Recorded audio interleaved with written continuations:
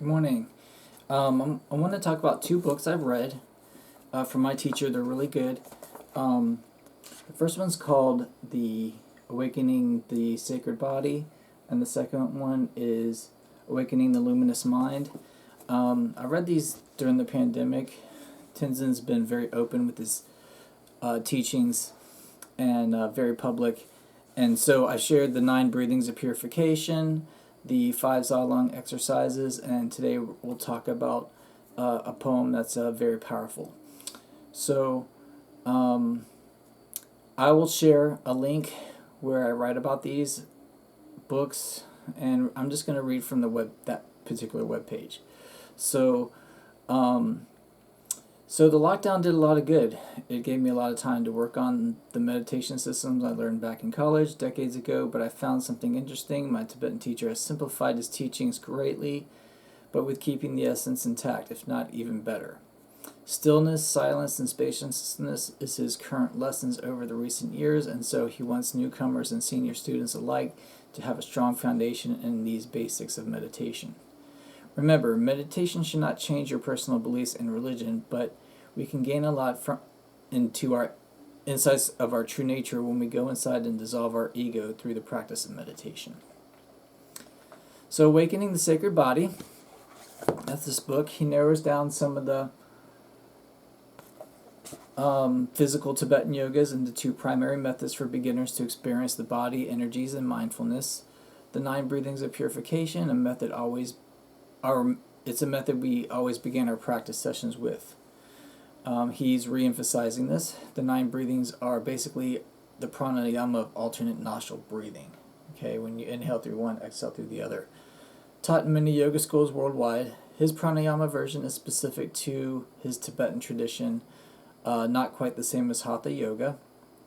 Zalong, or Tibetan wind and channel exercises, are also emphasized. These are like Qigong, 5 simple exercises to move prana or qi in the body and transform the mind and body. There are 5 based on the 5 elements in Tibetan medicine. Not quite the same in the Chinese 5 elements. The elements of space is about the space we have in our body and mind. Understand that even atoms, our body is made up of atoms, are 99.9999999% empty space. Okay?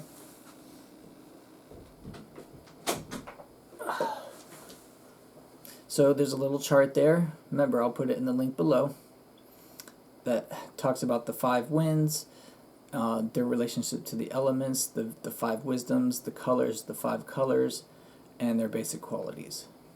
And I also have some videos there too. You don't have to watch my videos. You can watch Tenzin demonstrating them. The second book, Awakening the Luminous Mind, was less on physical exercises like Zalong, but more on the mind development in meditation by developing the 3 refuges. We go to refuge in Buddhism, okay? We're taking refuge in the body, speech, and mind. Here the emphasis is on keeping the body still in a sitting posture, quiet the mind, to calm the internal talking, and develop silence. And third is to find the true nature of the mind, which is spacious like an empty sky. Think of a sky without clouds and the sun shining. So he calls that the 3 pills. The red pill, the white pill, red pill, and blue pill. The white pill is the stillness of the body, the red pill, the silence of the speech, and the blue pill, the spaciousness of the mind. The second part of the book works on the poem, The Fivefold Teachings of Dawa, Gyaltsen. And this can be kind of like a koan or just something you just can remind yourself constantly. The poem is very simple. Vision is mind. Mind is empty. Empty is clear light. Clear light is union. And union is great bliss. So those are the 5 lines.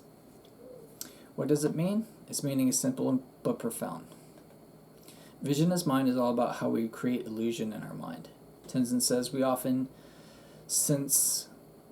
with a sense of subject or self, or objects or appearances formed by our imagination, our mind is always making projections, taking us into various roller coasters of emotions.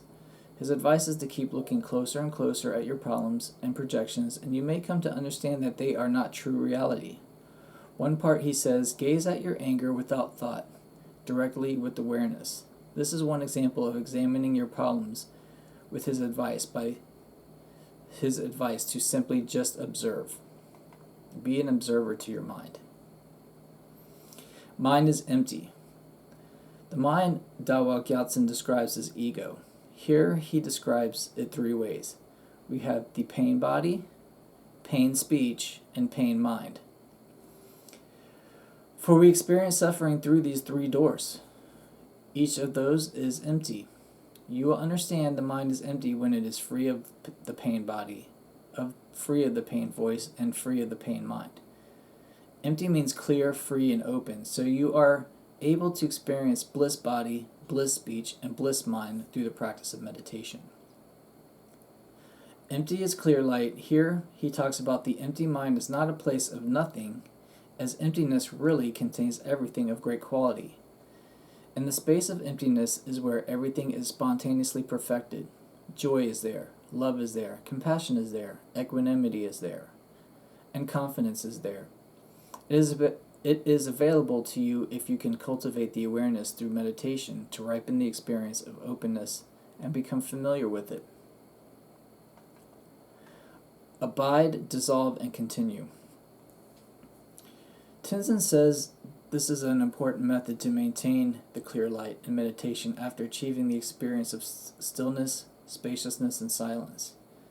It will be easy to get distracted, so you will need to use your wisdom mind to coach yourself into deeper experience, to observe, and move on from distractions. So anytime you are experiencing that clear, empty meditation, you're starting to unify that emptiness and bliss, and you start noticing some internal chatter coming on. Just remind yourself, abide, dissolve, and continue. Clear light is union. Here he says clear light is clear plus light. Clear as spaciousness and openness and light as awareness. Let me repeat that. Clear as in spaciousness and openness, and light as in awareness. There is no separation so finding and experiencing the spaciousness and awareness is non-dual. It is like a child becoming reunited with its mother. Union is great bliss, is the final line. Here Tenzin says the notion of pain body, pain speech, and pain mind, the whole existence of your personality and characteristics, is caused by not knowing your true self. The definition of not knowing your true self is ignorance, which is the root cause of suffering. There is a new sense of self when you learn and recognize the awareness and openness. It creates a new sense of self, and that the new sense of self has a deep quality of bliss, joy, compassion, and equanimity. Loving kindness is also from that union, from experiencing the natural mind. If union is experienced, then the positive experience in life will manifest.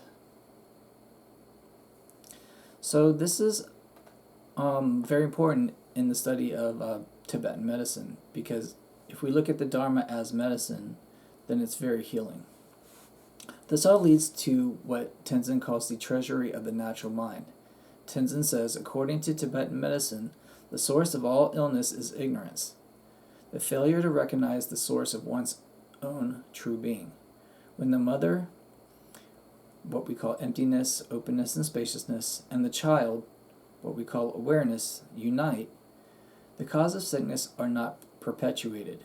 This is a traditional Tibetan way of saying that the more you are aware of openness as the source, the more momentum of the pain body's patterning is disrupted and weakened. When stress is reduced in this way, the negative consequences of that stress, your imbalanced reaction to outer difficulties, are also reduced. The ignorant, disconnected, unhealthy mind creates suffering. The moment you are aware, it changes the momentum and trajectory of your suffering. Confusion dissolves at the source. Okay, so thank you for listening to this book review. Again, Awakening the Sacred Body. This has more of the 9 breathings of purification in Zalung. And the Awakening the Luminous Mind, talking about the 3 pills. And the poem of Dawa Gyaltsen. Okay? Thank you and have a blessed day.